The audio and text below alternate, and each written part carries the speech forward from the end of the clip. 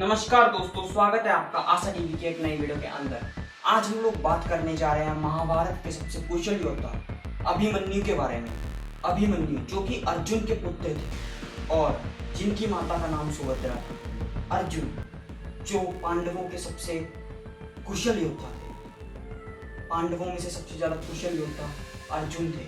उनके पुत्र को बहुत ही ज्यादा बेरहमी से महाभारत के 13वें दिन मार दिया जाता है। महाभारत का जो युद्ध 18 दिनों तक चला, जिसमें कौरव सेना के और पांडव सेना के पता नहीं कितने ही लोग, हजारों लाखों लोग मारे गए।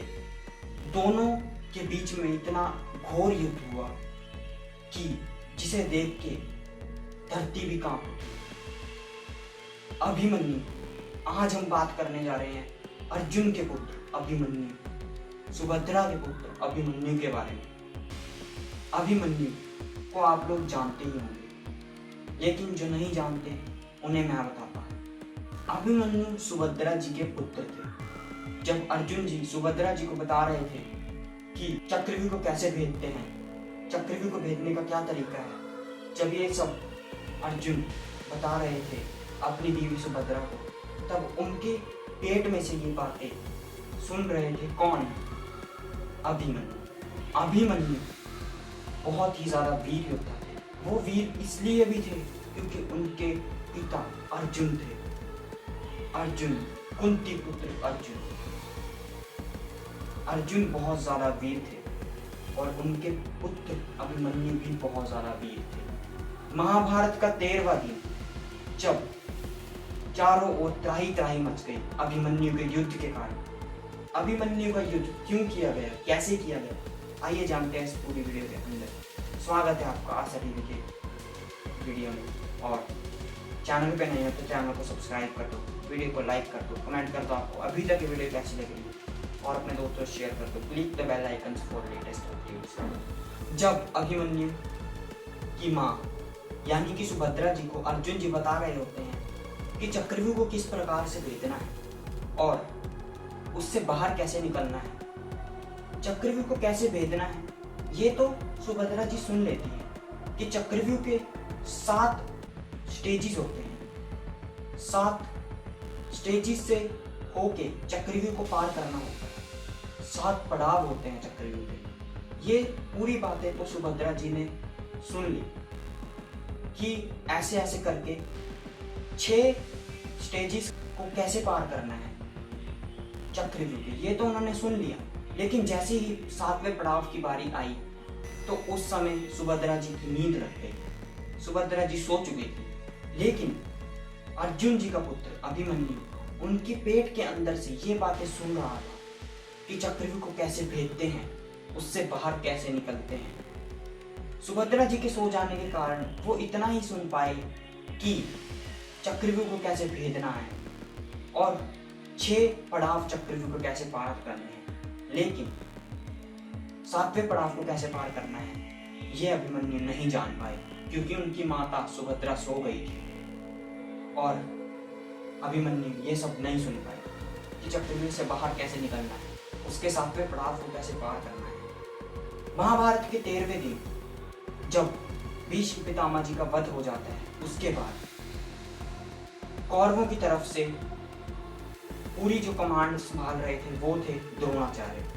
द्रोणाचार्य जो कि पांडवों के गुरु भी थे, जिन्होंने अर्जुन, दुर्योधन और बहुत सारे वीर योद्धाओं को शिक्षा दी थी। वही जिन्होंने एकलव्य का अंगूठा भी ले लिया था। वही द्रोणाचार्य ने एक नीति बनाई, एक रणनीति, जिस रणनीति के आधार पर कौरव जीतेंगे ही जीतेंगे, उनका ऐसा मानना है। उन्होंने एक नीति बनाई कि हम चक्रव्यूह बनाएंगे। चक्रव्यूह, एक ऐसा चक्रव्यूह जिसे भेदने का साहस या तो सिर्फ श्री कृष्ण कर सकते हैं या तो सिर्फ अर्जुन कर सकते हैं। ऐसा चक्रव्यूह उन्होंने बनाया, ऐसा चक्रव्यूह बनाया और चक्रव्यूह को भेद पूरा कंप्लीट करके उससे बाहर निकलने का जो काम था वो सिर्फ अर्जुन जी और श्री कृष्ण जी को ही पता था। लेकिन चक्रव्यूह को कैसे भेदना है वो अभिमन्यु जी को भी पता था, लेकिन उससे बाहर कैसे निकलना है वो नहीं पता था।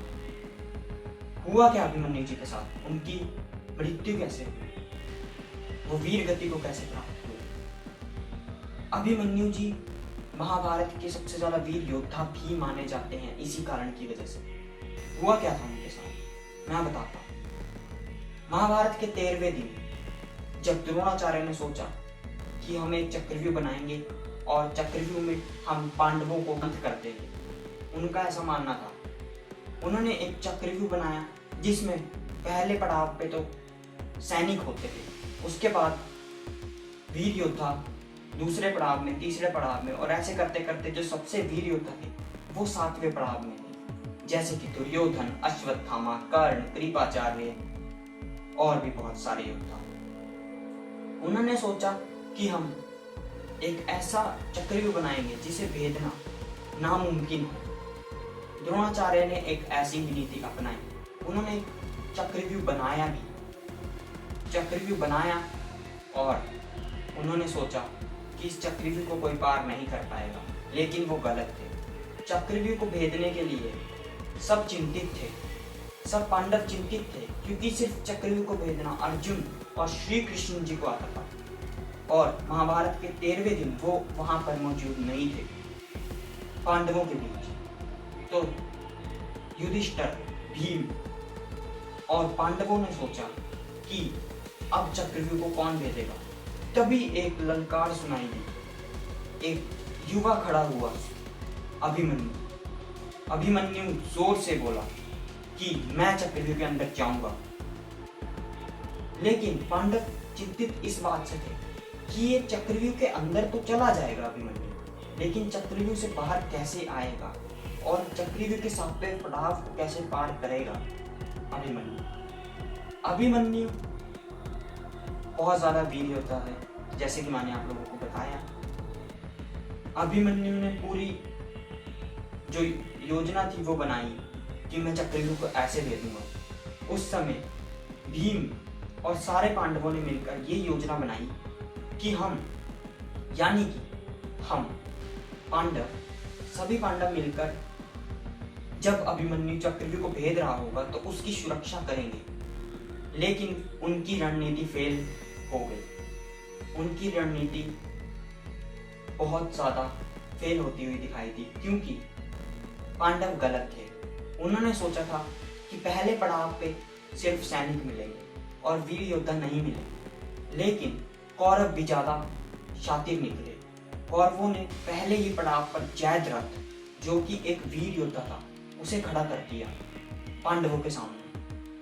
पांडव उससे लड़ने की आड़ में अभिमन्यु को बचाना भूल जाते हैं। जयद्रथ बहुत ही वीर योद्धा था, जिसे हराना चाहते थे पांडव। जयद्रथ से भिड़ते हुए पांडव ये भूल जाते हैं कि अभिमन्यु को भी बचाना है।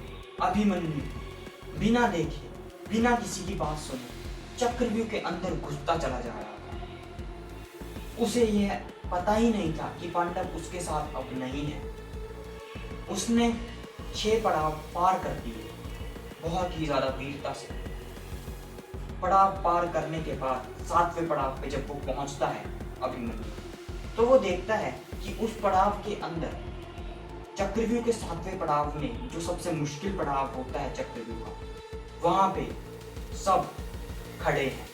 सब यानी कि कौरव के वीर योद्धा, कौरवों के जो वीर योद्धा थे वो खड़े हैं, जैसे कि अश्वत्थामा, कर्ण, कृपाचार्य, द्रोणाचार्य, कृतवर्मा, सब खड़े हुए हैं और वो अभिमन्यु के आने का इंतजार कर रहे हैं।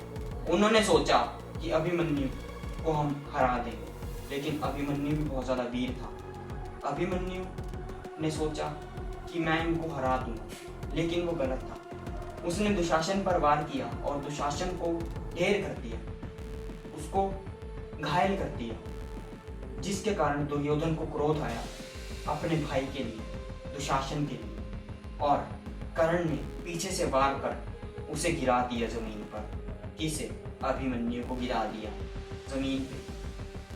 कर्ण के पीछे से वार करने के कारण अभिमन्यु क्रोधित होते हैं क्रोधित जब वो होते हैं तब वो और वीरता से लड़ने लगते हैं, लेकिन वो लड़ नहीं पाते क्योंकि सब कौरव मिलके कौरवों के सबसे ज्यादा श्रेष्ठ योद्धाओं मिलके एक घेरा बनाते हैं और उस घेरे के बीच में अभिमन्यु जी फंस जाते हैं। अभिमन्यु जी वैसे तो बहुत ज्यादा वीर थे, लेकिन अपने बाणों की वर्षा से कर्ण, अश्वत्थामा, दुर्योधन उन पे एक के बाद एक बाण चलाते जा रहे थे। कभी उन पर तलवारें चल रही थी और इसी के कारण अभिमन्यु का साहस टूटने लगता है।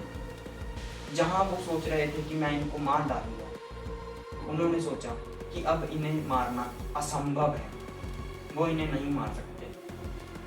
उन्होंने अपने धैर्य को काबू में रखा और खड़े हुए और अपने रथ का, उनका रथ जो था वो कौरवों ने ढेर कर दिया था, उसे तोड़ दिया था, उसके सारे घोड़ों को मार दिया अपने तीरों की वर्षा से। और जो अभिमन्यु थे उन्होंने सोचा कि ठीक है, मैं इनको रथ के पहिए से मारता हूँ। उन्होंने अपने रथ का पहिया उठाया और उसे गोल गोल घुमाने लग गए। ये सब कौशल देखकर एक बार तो कौरव भी हैरान थे कि ये क्या हो रहा है, अभिमन्यु इतना वीर योद्धा। लेकिन कौरवों ने बहुत ही ज्यादा क्रूरता से अभिमन्यु को वध कर दिया। महाभारत का 13वां दिन सबसे खूंखार दिन था, सबसे भयानक दिन था पांडवों के लिए, क्योंकि अर्जुन पुत्र अभिमन्यु मारा जा चुका था छल के द्वारा। उसे निहत्था करके मारा गया, उसके बाणों को और उसके अस्त्र शस्त्र को छीन लिया गया कौरवों द्वारा। यहीं से शुरुआत हुई एक अलग दौर की, महाभारत के एक अलग पड़ाव की, जब पांडवों ने युद्ध के आरंभ से ही युद्ध की नीतियां क्या थी वो मैं आप लोगों को बताता हूँ। युद्ध की नीतियों में ये था कि जो निहत्था योद्धा है उस पर कोई भी वार नहीं करेगा। शरणार्थी जो घायल हैं और मदद की मांग कर रहे हैं उन पर भी कोई वार नहीं करेगा। वीर योद्धा छोटे योद्धाओं की मदद करेंगे और वीर योद्धा से वीर योद्धा लड़ेगा, रथी से रथी, हाथी वालों से हाथी वाले लड़ेंगे और जो पैदल हैं उनसे पैदल लड़ेंगे। जो योद्धा एक बराबर हैं, जो कुशलता में एक बराबर है, जो वीरता में एक बराबर है, वो एक समान लड़ेंगे। जैसे अर्जुन के साथ दुर्योधन लड़ेगा या कर्ण लड़ेगा, या उनके समान जो योद्धा है अश्वत्थामा हो गया। लेकिन जब कौरवों ने क्रूरता से और छल से पांडवों के और अर्जुन के पुत्र को मार दिया तो अर्जुन भड़क उठा, क्योंकि उसे नहीं लगा था कि कौरव कभी भी ऐसा करेंगे। और कौरव युद्ध नीति का उल्लंघन कर दिया कौरवों ने तब अर्जुन बहुत ही ज्यादा क्रोध में आ गए। उसके बाद महाभारत के एक नए दौर की शुरुआत हुई और कौरवों का अंत हुआ। कैसी लगी आपको आज की हमारी वीडियो, कमेंट करके जरूर बताएं। चैनल पे नहीं है तो चैनल को सब्सक्राइब कर दें और ऐसी ही वीडियोस देखने के लिए हमारे साथ जुड़े रहें। तब तक के लिए जय श्री कृष्णा, जय श्री कृष्ण।